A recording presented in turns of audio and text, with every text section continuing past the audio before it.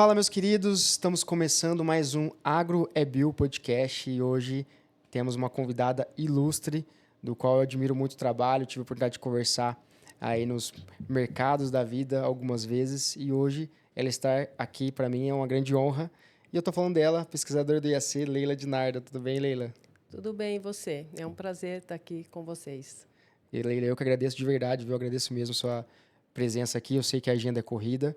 A Leila, pessoal, ela contribui muito para o nosso agro, com várias pesquisas, né, protocolos, está sempre aí dando palestras, entrevistas, gerando informações de valor para o nosso agro, Leila. Então, parabéns e obrigado mais uma vez. Tá? Eu que agradeço. Leila, conta um pouquinho, se apresenta para o pessoal, por favor, e fala um pouquinho qual que é a sua frente de pesquisa aí hoje no mercado. Bom, eu sou pesquisadora do Centro de Cana do IAC.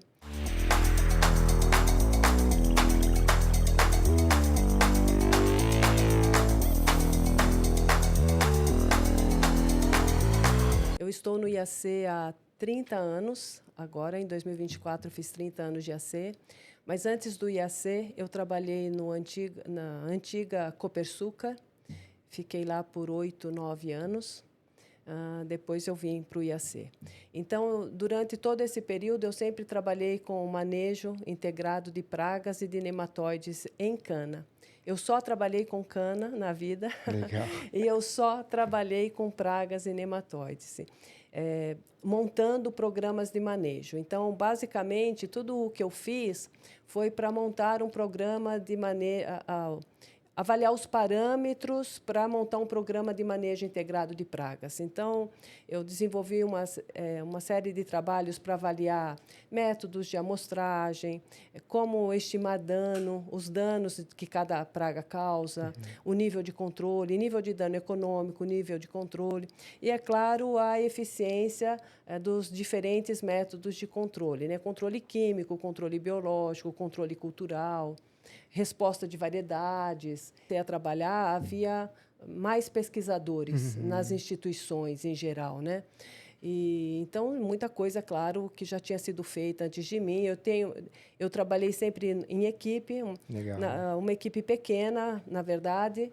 No IAC, por exemplo, nós somos em muito poucos. Eu sou a pesquisadora, mas eu tenho uma equipe, biólogos, pessoal de mestrado, doutorado, alunos de graduação que ficam comigo muitos anos. Então, é claro que todo esse pessoal contribui muito, né? Não só contribui com mão de obra, mas com ideias. Inteligência também, Com né? inteligência, exatamente. E fora isso, fora esse pessoal, tem toda a equipe de usina que sempre nos apoiou. Então, os meus experimentos, aquilo que eu fiz, na maioria das vezes, na imensa maioria das vezes, foi feito em usina.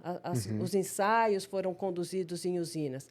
E é claro que o pessoal de usina sempre me deu bastante apoio. Então, não é aquilo que eu fiz, eu não fiz sozinha, né? Legal. Eu tive sempre um grupo de apoio bastante grande. Que legal, Leila. Bacana, bom demais.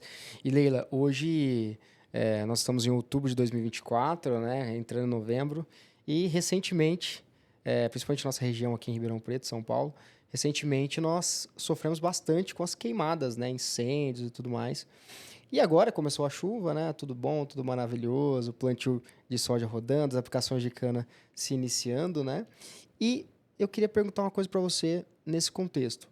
A questão, né? Você, uma especialista aí nas pragas, qual a correlação desse cenário que nós tivemos recentemente, né? Começando a chuva agora, entre inimigos naturais e pragas pós esses incêndios aí? Bom, os incêndios, na verdade, eles afetaram bastante as pragas e os inimigos naturais. De uma maneira geral, e o pior de tudo, né, afetou também muito a cana. Então, o fogo, é claro que ele vai matar, ele matou uma série de formas biológicas, de pragas. Vamos considerar as pragas mais importantes em cana. Quando eu falo pragas, eu vou inserir nematóides nesse grupo, mas fica Claro que os nematóides não são pragas, são parasitos, né? Mas como eu a vida inteira trabalhei com nematóides e pragas, a gente acaba falando junto. Mas os nematóides, por exemplo, nematóides, migdolos, pão de galinha, foram pouco afetados pelo fogo ou pela retirada da palha. A consequência do fogo é que você mata as formas biológicas, mas você também queima a palha, que deveria estar no solo, e quando ela está no solo, ela serve de abrigo para pragas e para inimigos naturais das pragas. Mas um fator mais importante, ou tão importante quanto, ela mantém a umidade do solo, e com isso o ambiente fica mais favorável para os insetos e para os inimigos, para os insetos pragas e para os seus inimigos naturais, né? Então, quando a gente tira a palha pelo fogo, nós mudamos todo o sistema, nós voltamos naquela situação que nós tínhamos há 30 anos, né? Antes da década, desse milênio, né? Até 2000 e pouco, a gente queimava cana para colher. Então, com essa queimada, os nematóides vão ser pouco afetados, porque na época seca do ano, que foi quando ocorreu, os nematóides estão em população normalmente baixa no solo, porque falta umidade. Então, e, além disso, eles estão no solo protegidos. O fogo na palha ou o fogo na cana-em-pé, ele é um fogo bastante rápido naquele local, tá certo que alguns lugares, o fogo ficou durante uma semana queimando mata, né? Mas o fogo na palha, por exemplo, ou o fogo no canavial, ele é um fogo que passa bastante rapidamente. Mas fica uma temperatura alta ali no supersolo, ele fica uma temperatura alta, mas nas camadas mais superficiais do solo. Tem um trabalho bastante antigo do Caetano Ripoli, que é um professor da Exalc que já faleceu, e ele fez essas mensurações. E ele viu que o fogo ele é rápido e ele aquece bastante, mas as camadas mais superficiais do solo. Então, aquilo que está para baixo de 1 centímetro, 2 centímetros, já não é muito afetado. É o caso dos nematóides, de migdolos, próprio esfenóforo, se a larva estiver protegida no rizoma, que é onde ela está, larvas e pupas, e uma grande parte dos adultos de esfenóforos estão protegidos no rizoma, então eles não são afetados pelo fogo. Mas os inimigos naturais, se estiverem andando pelo solo, esses vão morrer. E quais são os inimigos naturais mais importantes ou mais comuns em cana? São as formigas predadoras, né? Então, as formigas predadoras, se elas estivessem por ali, provavelmente elas morreram. Então, o fogo tem esse aspecto, ele vai interferir na praga e nos inimigos naturais. E parece que pode interferir mais nos inimigos naturais. Eles vão sofrer mais, né? É sempre assim. A broca, é claro que esses inimigos naturais, muitos deles são inimigos naturais da broca, então a tendência da broca é subir por causa da queimada. Mas a gente tem que lembrar que isso não é bem linear dessa forma, porque se agora nós tivermos chuvas bem regulares, essas populações de inimigos naturais elas se recompõem bastante rapidamente. Entendi. Então, a população da broca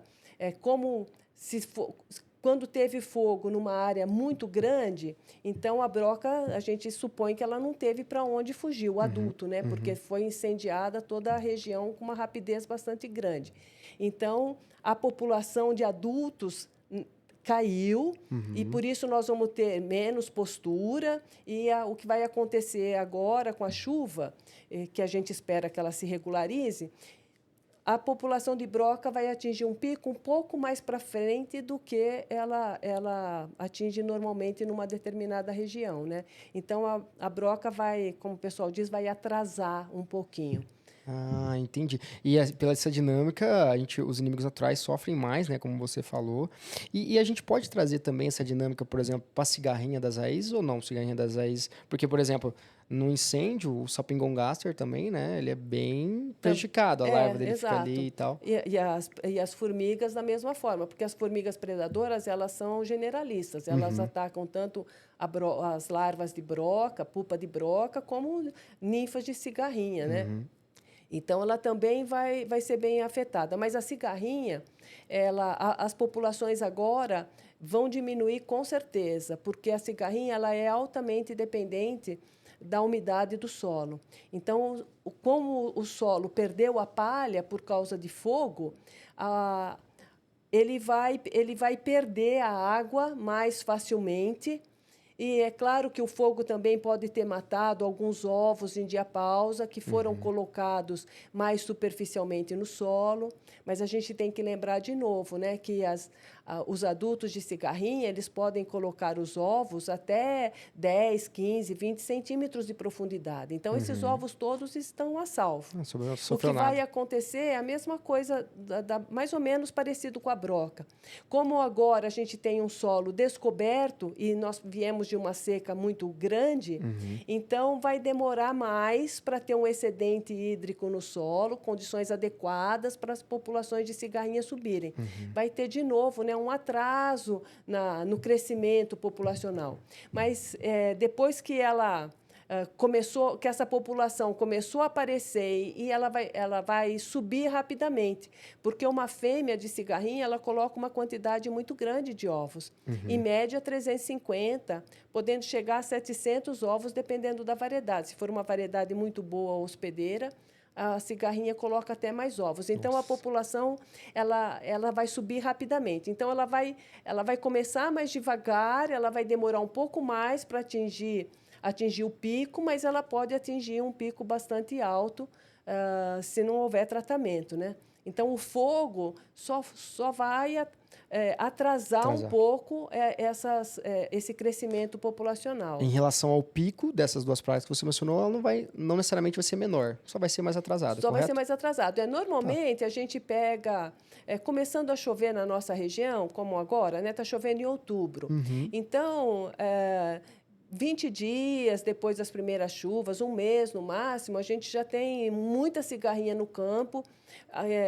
É claro que se a gente não fez nenhum tratamento anterior, é muito comum hoje você pré-tratar essas áreas para cigarrinha, porque você faz um tratamento para esfenóforos e os produtos que a gente usa para esfenóforos também controlam cigarrinha. Uhum. Mas vamos considerar que não foi feito o tratamento para esfenóforos ou que a área não tem esfenóforos, o que é raro, né?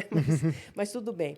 Então, se você não fez nenhum tratamento, normalmente, depois de uns 20 dias, um mês depois das chuvas, as populações já estão altas o suficiente para atingir o nível de dano, o nível de controle. Então, essas áreas vão receber o tratamento químico ou biológico que seja, né?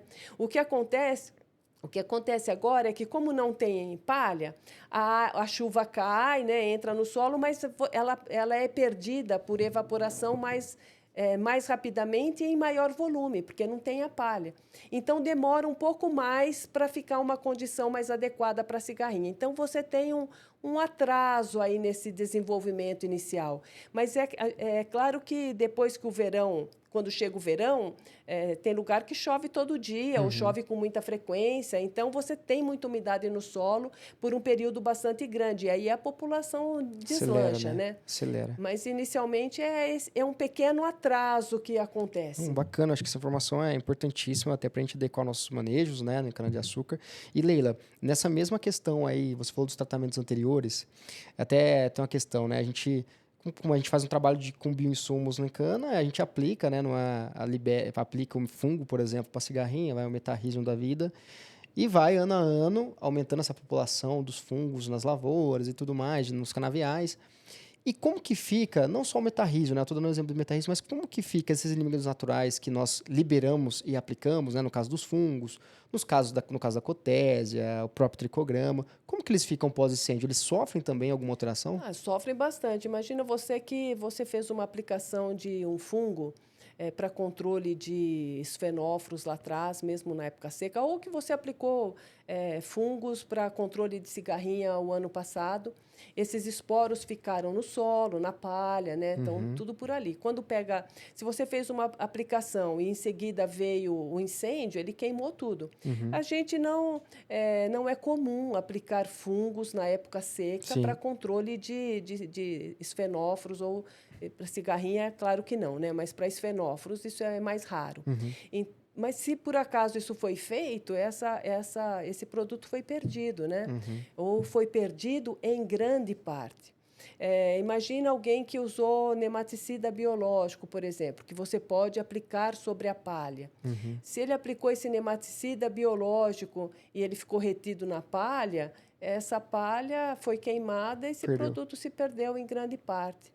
Mesmo se você tem aplicado isso com vinhaça, que é um volume grande.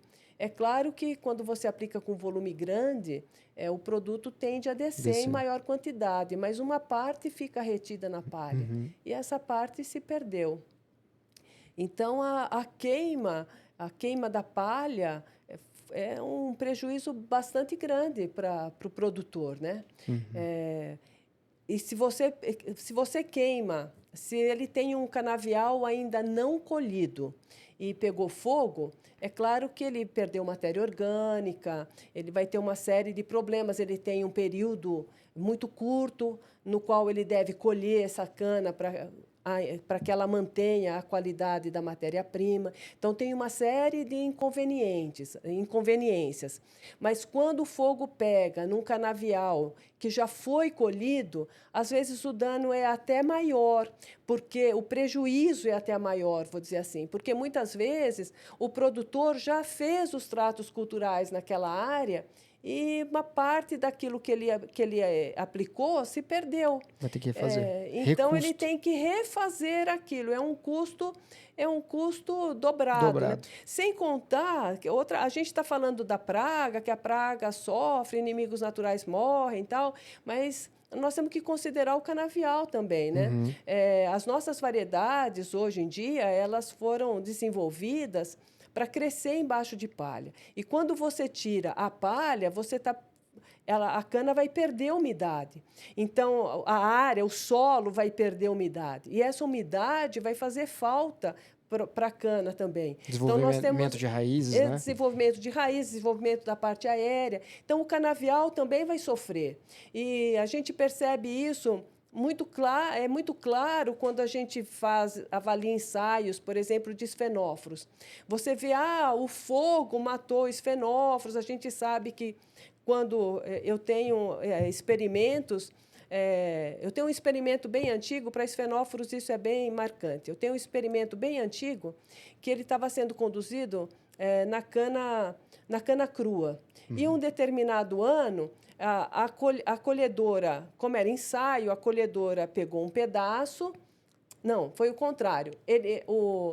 Pegou fogo no canavial e eles conseguiram apagar quando ele entrou no meu ensaio. Então, eu perdi assim, uma parte do ensaio foi colhida queimada e a outra parte foi colhida crua. Eu falei, bom, perdi o meu ensaio, né? Mas aí nós continuamos a avaliar depois. Aí a gente ficou muito nítido a diferença de populações e de dano de esfenóforos na área queimada e na área crua. Na área de cana crua, eu tinha muito mais esfenóforos, formas biológicas, e muito mais dano do que na cana queimada. E isso a gente já conseguiu ver com 2 e com 4 meses depois da colheita.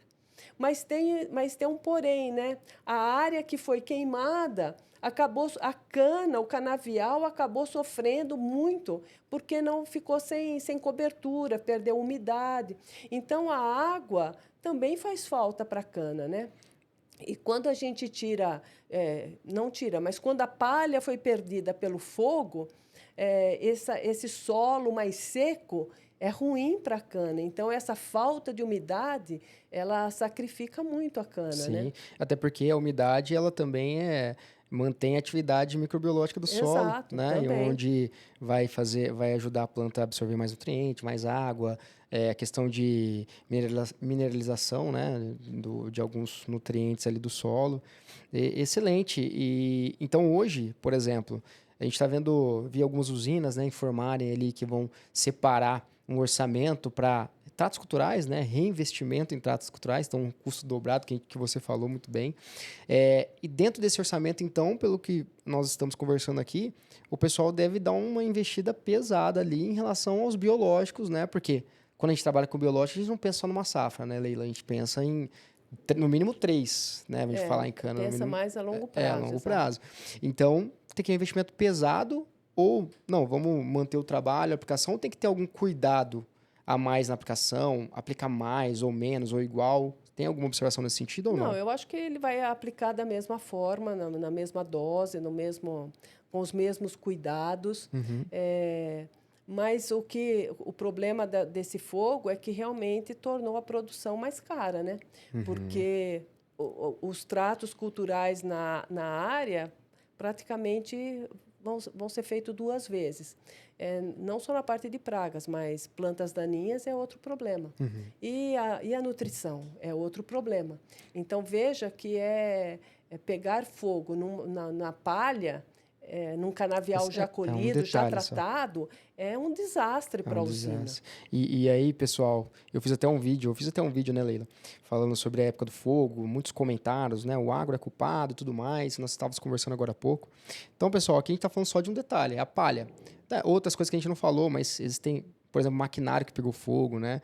Eu cansei de conversar com usinas, aí algumas fazendas que, Thiago, vamos conversar semana que vem, porque essa semana eu estou contabilizando aqui o meu prejuízo nos maquinários, porque pegou fogo.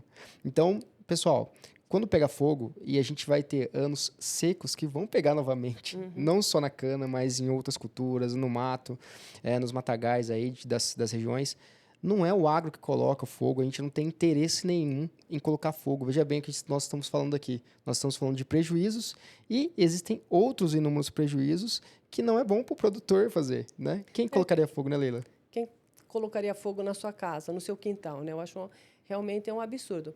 Você veja o centro de cana do Instituto Agronômico com o fogo perdeu uma série de experimentos que vinham sendo conduzidos há anos, variedades em desenvolvimento, os nossos clones em desenvolvimento, né? Muitos deles foram, não vou dizer perdidos, mas o trabalho foi todo atrasado, porque você perdeu um ensaio com a cana em pé, o que você faz com aquilo, né? Então, é um prejuízo imenso. Sem contar canos de irrigação, muitos deles são de plástico, que foram perdidos, casa de vegetação que pega fogo. Aqui no IAC, eu trabalho no IAC, o centro de cana teve 70%, 80% da área queimada. Mas quem me conhece sabe que a minha família também trabalha, também é do agro, presta serviço, e tem uma estação experimental em Altinópolis, que também pegou fogo. O fogo veio atravessando e chegou nela. Queimou todo o equipamento de irrigação que estava lá, os vasos prontos para plantar também queimaram, a cobertura da casa de vegetação. Então, isso é um prejuízo enorme, né? E um atraso nas pesquisas, em tudo. E para o produtor é a mesma coisa. Ele perde dinheiro com aquilo tudo, perde recurso, perde tempo. E não é só a cana, né, que perde. Esse fogo realmente foi um desastre para muita gente. Teve pessoal que planta café naquela região, aqui na região, que perdeu a lavoura de café, lavoura de abacate. Eu fui visitar um vizinho que tem abacate, que ele arrancou tudo, o pomar de abacate. Então, como que o pessoal pode acreditar que alguém do agro vai colocar fogo no seu próprio negócio? É um absurdo. E as pessoas, né? Imagina, tô lá de dia vendo meus pés de abacate sendo arrancados, chego em casa, pego meu celular, ainda tem que ver pessoas, inclusive pessoas que ocupam cargos, né? Que são importantes, falando que quem queimou foi o agro, né? Então imagina a Exato. cabeça dessa pessoa. Bom, Leila, bacana, cara. Então, hoje, Leila, e falando de cana, né? Falando de pragas aí, você falou dos fenóforos. O esfenófilos hoje, o esfenófilos para mim hoje é a maior praga da cana, né? A gente fala muito da broca, né? O que você acha? É a maior, não é? Tá igual Eu a acho broca? que é. Olha, é difícil você falar assim, qual que é a principal praga da cana, né? Uhum. Depende da região, depende da usina.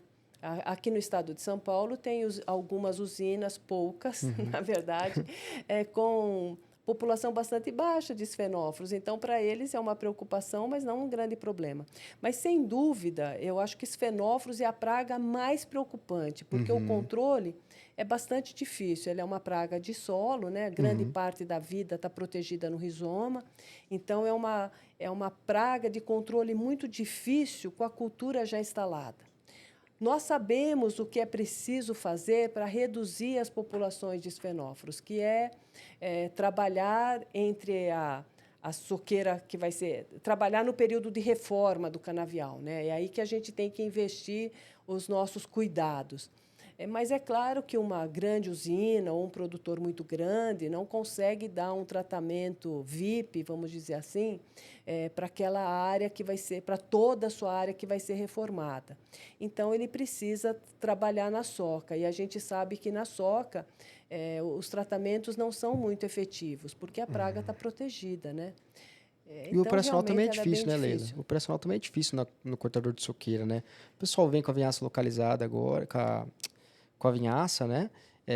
Que você acha dessas duas Olha, na operações? verdade, quando você compara anos mais ou menos normais em chuva, a eficiência dos tratamentos químicos ou biológicos na soqueira, aplicados com cortador de soqueira e aplicados com a vinhaça localizada, eles são mais ou menos equivalentes. Mas, assim, a eficiência de controle dessas medidas é de 40%, 50%. Isso É, químico, né? e biológico também. Uhum. Então, não é muito superior a isso. Uhum. Você tem uma eficiência relativamente baixa. Para quem estava acostumado a trabalhar com inseticidas para broca, que controlavam, né, ou controlam ainda 95%, 98%, para cigarrinha também, levou um susto quando passou a ver que para esfenófilos a eficiência é bem mais baixa, né? Mas comparando os dois métodos, quando você tem um ano mais normal de chuva, a eficiência é essa e é equivalente. Agora, quando você tem um ano mais seco, a eficiência para qualquer método cai. Então, se eu cortar a soqueira numa época mais seca, a eficiência dos tratamentos é mais baixa do que isso que eu te falei, 40%, 50%, né? E aí, a eficiência do produto aplicado na vinhaça é ainda mais baixo, ao contrário do que o pessoal acha. O pessoal imagina assim, esse ano está muito seco, então eu vou aplicar vinhaça, porque eu vou aplicar o produto na vinhaça, porque eu vou colocar 30, 40, 45 metros cúbicos de vinhaça, eu vou dar um banho naquela área, né? O produto vai Vai descer. descer Não, tudo. na verdade, a planta ela tem que absorver aquele produto. E como você está vindo se você estiver num ano muito seco, aquela planta ela não tem turgescência para absorver o produto. Então, mesmo que você aplique um volume muito grande de vinhaça, aquela touceira ela não se torna túrgida no momento, instantaneamente, para absorver o produto. Então, a absorção de produto é menor com a vinhaça. E aí, quando você compara o produto aplicado na vinhaça e o produto aplicado no cortador, na vinhaça a eficiência dele ainda é mais baixa.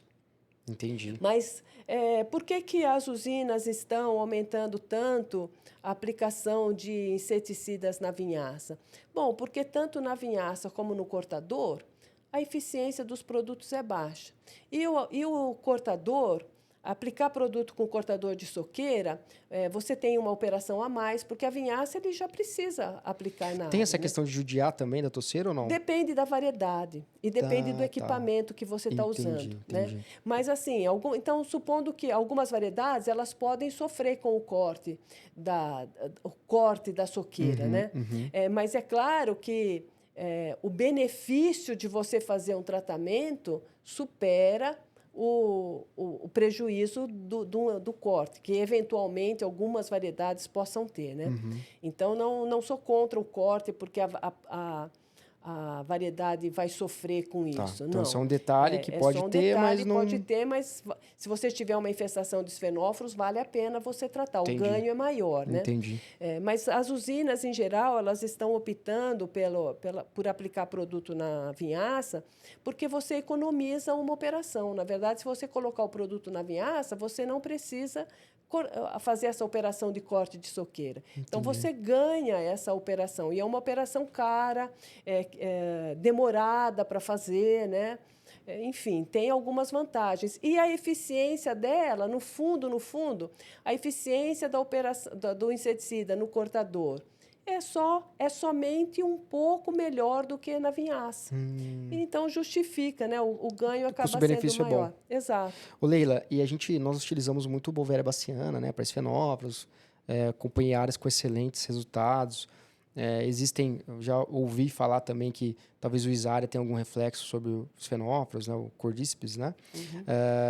Mas existem ferramentas novas também. Eu ouvi falar do NEPS, eu ouvi falar muito bem dos nematóides entomopatogênicos.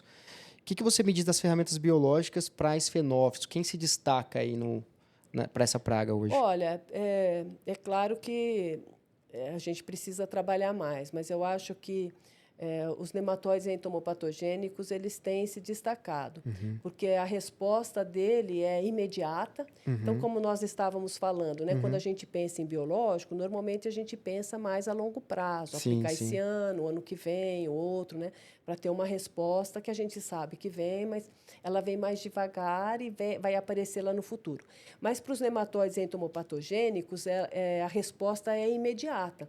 Você aplica e você vê a resposta como se fosse um produto químico. Dias? Na verdade, como que eu faço? Em dias, você vê em dias mesmo, mas quando a gente monta experimentos, por exemplo, para avaliar a eficiência de um determinado produto, você faz uma aplicação, você faz uma avaliação antes para ver a situação da área e você aplica os produtos e faz as avaliações depois. Normalmente, eu trabalho fazendo avaliações 3 e 6 meses depois da aplicação e depois da colheita. Por que 3 meses depois e não 1 mês depois? Porque para esfenóforos, assim como para broca, é muito mais seguro você avaliar o dano. Então, se você controlou a praga, você vai reduzir o dano, certo? Certo. E como o esfenóforos ele está na soqueira e a planta tem que emitir perfilhos novos, tal, isso aí, dependendo da época do ano, né? Imagina que você colheu uma cana em agosto, vai demorar alguns meses para isso se refletir. Então, esse eventual controle de um determinado produto, das formas biológicas na touceira, vai ter um reflexo daí a 3 meses, 4 meses, quando a cana for emitir perfilhos. Vai ter menos dano, vai ter menos formas biológicas, vai ter menos dano. Então, a gente vê a resposta no dano, né? Uma resposta indireta. Aliás, é essa mesma coisa que a gente faz para avaliar inseticida para broca. A gente vê a resposta no dano, intensidade de infestação. É o mesmo princípio. Então, quando a gente trabalha com nematóides entomopatogênicos, e você vai fazer uma avaliação 2 meses ou 3 meses depois que você aplicou, você vê uma resposta muito parecida com a do inseticida químico. Então, o que eu quero dizer é isso que eu disse que é mais imediato. Você já percebe naquele ciclo que a população se reduziu de fato, né? É uma coisa mais rápida. Ela é muito parecida com a ação. Com a ação, não. A resposta é parecida com a do inseticida. A ação é bem diferente, né? Então, e o que eu tenho notado, eu tenho trabalhado nesses últimos anos com nematóides entomopatogênicos e para controle de esfenóforos, e a resposta tem sido muito constante mesmo, e muito parecida com a dos inseticidas químicos. Para larva, né? Para larva ou para mas adulto? ele controla adulto também. Adulto, legal. Pupa, larva, ele pode todos os ciclos. Todas as formas biológicas. Que legal. Leila, que bom, né, saber que tem ferramentas aí que a gente pode escalar. Eu já ouvi falar um pouco dos NEPs, conversei um pouco do Instituto Biológico, inclusive. Ferramenta aí que estamos conversando também e vamos escalar isso aí. Ô, Leila, e pensando mais a longo prazo, você tem conhecimento, a gente pode esperar alguma pesquisa ou fato, né, de variedade, pensando em esfenófilos bacana ou não? Olha, quando a gente trabalha avalia as nossas variedades tradicionais, convencionais, nós percebemos diferenças entre as variedades em relação à resistência para esfenóforos. Desculpa. Nata, tem água aqui, ó. Fica à vontade. Obrigada. Toma água, toma água. A Leila tá dando um verdadeiro treinamento aqui pra gente, né, pessoal? Então, a garganta seca, né, Leila, né? Eu falo sem parar. Não, isso é excelente. Nós agradecemos, inclusive. Quando a gente avalia as variedades, as nossas variedades, né, nós percebemos diferença entre elas. Algumas são mais resistentes do que outras, né? Mas todas elas sofrem bastante com esfenóforos. Bom, se a gente for pensar numa variedade transgênica, tem empresas trabalhando já nesse sentido, e eu acho que a transgenia, uma variedade transgênica resistente a esfenóforos, ela seria muito mais útil do que uma resistente à broca. Não que uma variedade transgênica resistente à broca, uma variedade BT, né, como a gente conhece, seja inútil. Não é isso que eu estou falando. Sim, sim. Mas, para a broca, a gente tem várias ferramentas, né, de controle que são muito eficientes. Então, a variedade resistente, ela é uma ferramenta a mais, dentre outras que são também bastante eficientes. É isso que eu quero dizer. Sim, sim. Mas para esfenóforos, não. As ferramentas que nós temos hoje, elas são pouco eficientes. Veja a eficiência dos inseticidas químicos e biológicos aplicados em soqueira. A eficiência é baixa. E as medidas que a gente pode adotar no plantio?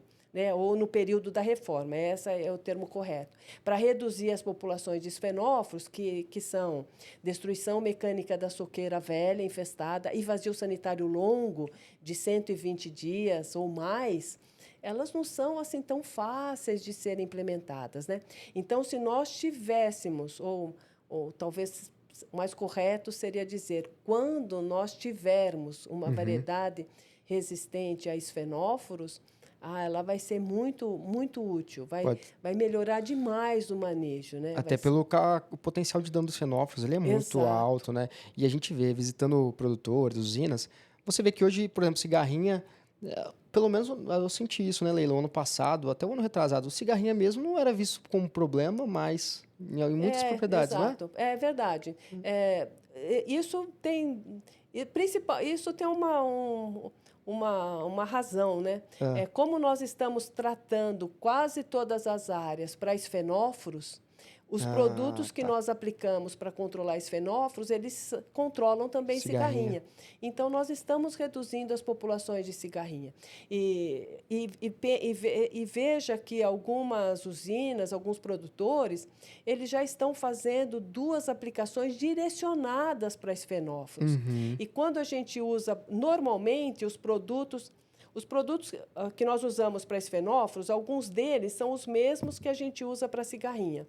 Mas a dose é que é diferente. Então, a gente usa para esfenóforos uma dose maior, ou se os produtos são um pouquinho diferentes, né? Uma mistura diferente. Para cigarrinha é uma mistura, para esfenóforos é outra, mas o produto principal está sempre em dose mais alta quando é usado para esfenóforos do que para cigarrinha. Então, já tem usinas, como eu disse, fazendo 2 aplicações dedicadas a esfenóforos, então nós estamos aplicando um volume grande.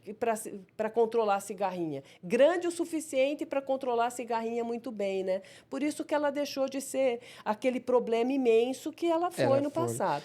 Sem contar que os últimos 2 anos foram anos muito secos aqui para nós, de chuva muito irregular.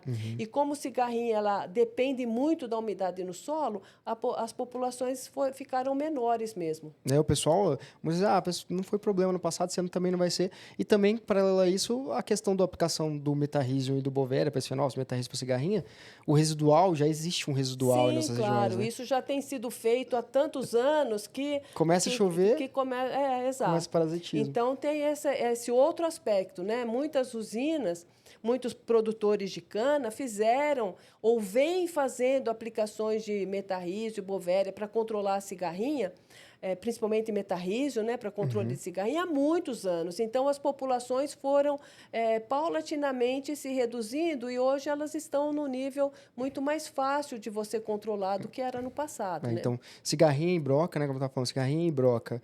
A gente tem muitas ferramentas, né? Algo que a gente consegue manejar. Esse fenófilos, como você falou, já não está assim ainda, né? Ainda. Exato. Então, a variedade. Não, excelente. E Leila, pulando uma outra pauta aqui, os nematóides, né? Que você, até falei pro pessoal aqui, você falou que não é, mas eu considero uma autoridade aí na questão dos nematóides. Aí ajuda muito a gente do mercado, principalmente em cana-de-açúcar. Hoje, você fala também bastante de biológicos para nematóides, né? Eu vejo você fazendo trabalhos, falando também.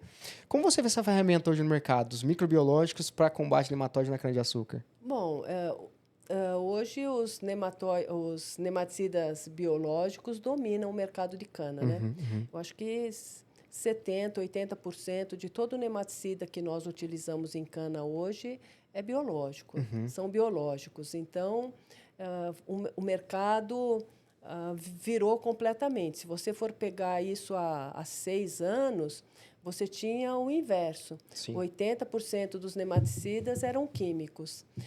O pessoal que trabalha com cana realmente é muito ávido por produtos biológicos. Então, e tinham assim muitos, não receio, mas se nós formos considerar os nematicidas que nós usávamos há 30 anos, eram, de fato, nematicidas mais tóxicos, problemáticos para manipular, né? Tóxicos para o homem, para o ambiente, mas para o homem isso era um problema. Então, muitas unidades, muitas usinas deixaram de usar nematicida químico no passado por causa da toxicidade daqueles produtos. Eu quero fazer uma ressalva, porque isso foi no passado. Hoje em dia, nós temos nematicidas químicos muito mais modernos, seletivos, né? muito seletivos, que não têm essa toxicidade. No entanto, eu tenho a impressão que o mercado ficou com aquela visão dos nematicidas muito antigos, né? Mas, aliado a esse fato, né, uma visão de que que todos os nematicidas são perigosos, vamos dizer assim, o que não é verdade, porque alguns nematicidas químicos lançados recentemente são extremamente seguros para o homem, né? Mas nesse meio tempo apareceram produtos biológicos com ação muito boa também. E aí o mercado ficou bastante empolgado, porque ele conseguiu substituir um produto químico por um biológico, tendo uma resposta satisfatória.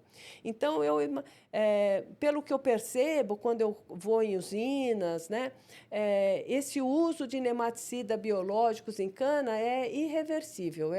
Ele não eu acho que dificilmente vamos voltar a ter um uso de produtos químicos, nematicida químico, tão alto, numa proporção tão grande como foi no passado. Eu acho que não. Eu concordo com você, viu, Leila? Até porque a gente acompanha, né, os microbiológicos, né, sejam eles isolados ou em conjunto, né, em produtos ou manejo, eles trazem muitos benefícios secundários que nos ajudam muito, né, na agricultura, né? Sim, Questão de enraizamento maior. Que isso precisa ser considerado, né?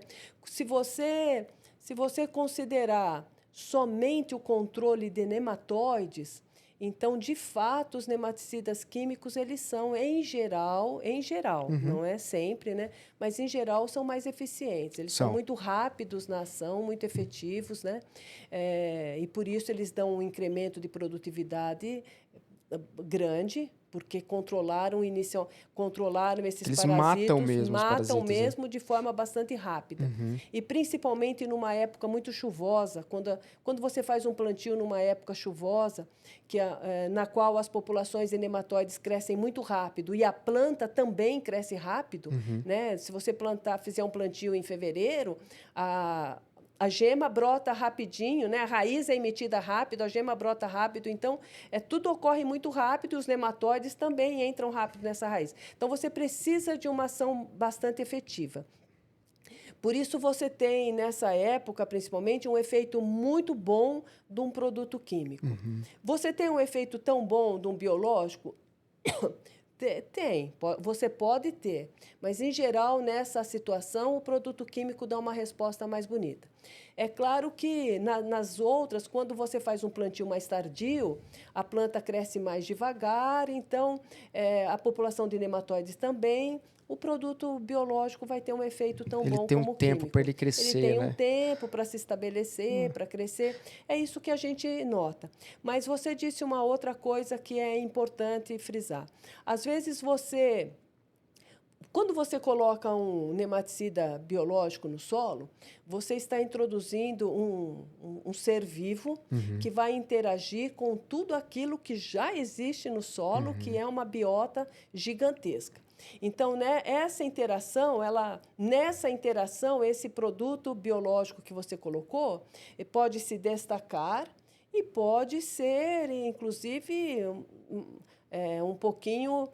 Pode ser até prejudicado e não mostrar Reprimido, a sua né? ação, ser reprimido, Uhum. exato. Então, você tem uma variação grande por isso. Você pode ter essa variação na resposta. Mas quando você fala em controle de nematóides, então ele pode simplesmente, em algumas situações, o controle de nematóide não ser efetivo. Mas você nota, muitas vezes, que apesar do controle de nematóides não ser efetivo, não ter sido tão bom quanto um químico, por exemplo, a resposta em produtividade é muito boa. E por que isso acontece? Porque esses produtos eles têm outras ações na planta, por exemplo, atuam como promotores de crescimento. Então, quando você olha as populações de nematóide na raiz da planta, que é o que interessa, você fala, nossa, nesse produto aqui, nesse nematicida biológico, as populações não estão tão baixas como do produto químico, mas a produtividade foi muito boa. É porque ele atuou como promotor de crescimento, né? Então, eu costumo dizer que o mundo dos produtos dos nematicidas biológicos é extremamente complexo. Muito. Nós temos muita coisa para aprender ainda. Trabalhar com nematicida químico é muito mais simples. Entender os nematicidas químicos é muito mais simples, muito mais fácil do que você entender todos esses produtos biológicos. Para começar, os nematicidas biológicos, eles são muito diferentes. Uns Tem com blends, produtos. outros sozinhos. Tem produtos à base de bacilos, uma única espécie de bacilos. Tem produto que tem 2, 3 bacilos, que tem mistura de bacilos com fungo. Né? Tem produtos à base de fungo.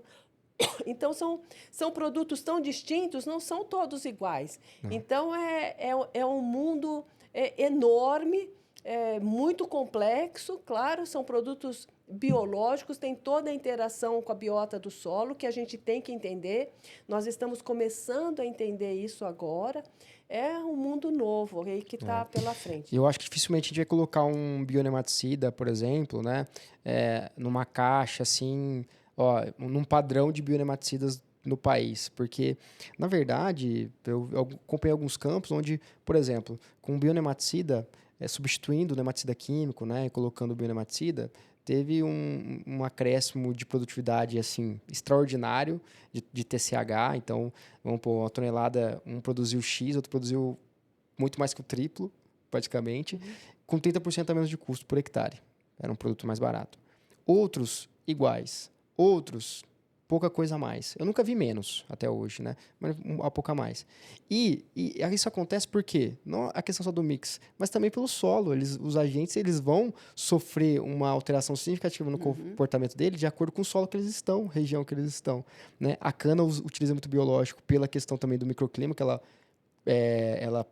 oferece para os agentes biológicos, né? Então, uma excelente cultura para trabalhar biológicos em si. Mas eu acho que o bionematicida, eu acho que ele sempre vai ter uma variação muito grande, Leila. A minha impressão Sim, é eu essa. acho que vai ter, sim, essa variação bastante grande.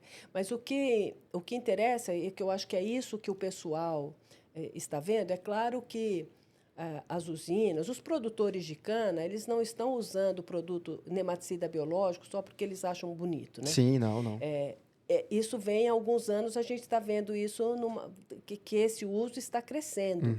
Então, essa resposta, embora tenha variação na resposta, como você mesmo disse, essa variação, em geral, é positiva. Positiva, E é bastante. por isso que o uso está aumentando, né? Isso. Então, quando eu digo que eles são muito diferentes e que os produtores passaram a usar nematicidas biológicos porque têm uma visão ruim do produto químico, ruim e não mais verdadeira do Uhum. produto químico. Bom, isso é uma parte da Sim. resposta, mas pode até ser que eles começaram a usar o nematicida biológico por causa disso, mas eles continuam a usar porque passaram a ver a resposta. Dá resultado, né, Dá Leila? resultado, exatamente. Então, eu imagino que, no meu ponto de vista, o uso de nematicidas biológicos em cana, ele vai ficar realmente nesse patamar bastante alto que a gente vê hoje, né? 80%, vai chegar até um pouquinho Eu mais, concordo talvez. 100%. Leila, nós ficaríamos aqui falando horas, aproveitando a oportunidade de estar na sua presença, com certeza. Mas, para encerrar, a gente sempre pergunta aqui. Eu vou perguntar porque já é uma tradição nossa, mas eu sei que você contribui muito para o agro ser mais bio. Então, a pergunta que a gente faz, cara, o que que você... Eu sei que você já faz isso, então a minha pergunta eu vou mudar um pouquinho. O que que você acha, né? O que que você diria que o mercado, né, nós aqui, precisa fazer para o agro ser mais bio, mais do que já está fazendo agora? O que que você acha que o mercado precisa fazer para ser mais bio? E quando eu falo bio, é mais sustentável financeiramente, sustentável ambientalmente. O que que você acha? Olha, na verdade, o que eu vejo é que é claro que muitas empresas viram que a cana, a cana gosta, o pessoal que trabalha com cana gosta de produtos biológicos. Então, tem muitas empresas bastante sérias Uhum, e tem algumas empresas que eu não vou dizer que não são sérias, mas que são pouco conhecidas. uhum, Então, eu acho que essas empresas pouco conhecidas que estão iniciando, elas também precisam investir em pesquisa uhum, para mostrar para o produtor que aquele produto que ela está oferecendo é tão bom ou tem tanta qualidade como aqueles tradicionais que ela já conhece, né? uhum, Então, acho que porque o produtor ele quer muito usar produtos biológicos, mas às vezes ele fica em dúvida, porque ele tem uma oferta tão grande que ele não sabe como medir a qualidade daquilo. Esses produtos eles são mesmo iguais, equivalentes, né? O que o seu produto tem diferente do outro? uhum. Então, talvez, para facilitar a vida do produtor, precisa de um pouco mais Tangibilidade ali? as empresas precisam passar mais informações, Uhum, mostrar mais dados de experimentos. É claro que não é todo produtor que quer saber as minúcias, mas ele gosta de ver se aquilo que ele está... Qual que é o diferencial uhum, do produto A em relação ao B, né? uhum, uhum, Então, essas empresas que estão entrando no negócio, e é muito bom que entrem outras empresas, eu uhum, acho isso ótimo, mas elas precisam também desenvolver os seus produtos, mostrar o seu produto no campo, né? Colocar, fazer campos demonstrativos, não necessariamente experimentos, cheio de delineamento, né? Tem que ter delineamento, tem que ser assim, assado, que eu sei que é mais chatinho de ser feito. uhum. Mas precisa mostrar o seu produto lá na prática, lá no campo, para o produtor ter mais segurança na hora de usar. Entendi, não, concordo 100%. Inclusive, fui convidado para outro podcast tempos atrás e falei algo nesse sentido. O mercado biológico é o mais aquecido hoje, eu vejo, né, no agro. E a gente está passando por um momento, não só o mercado, mas a academia também, de uma curva de aprendizado, né, do mercado. Então, o caminho nesse momento aí é o P&D mesmo. Eu concordo 100% com você. Até para a gente tangibilizar. Eu tenho algumas coisas que são difíceis de tangibilizar, Sim, né, nos são muito mais biológicos, né. difíceis. Às vezes um mais um não é dois, a gente fala no biológico, não dá para Exatamente. entender. Então, mas o caminho é tangibilizar, concordo 100%. Bom, Leila, queria agradecer de novo sua presença, obrigado, nós estamos de portas abertas para você. Como eu te falei antes da gente começar a gravar, vamos fazer muito trabalho juntos, né, aí no campo também. Conte conosco e obrigado mais uma vez. Eu que agradeço. Um prazer estar aqui com você. Que legal. Pessoal, estamos encerrando mais um excelente episódio aqui no AgroAbio com essa convidada ilustre, a Leila Dinardo, pesquisadora, doutora Leila Dinardo, né? Então, obrigado mais uma vez. Forte abraço. O agro é bio.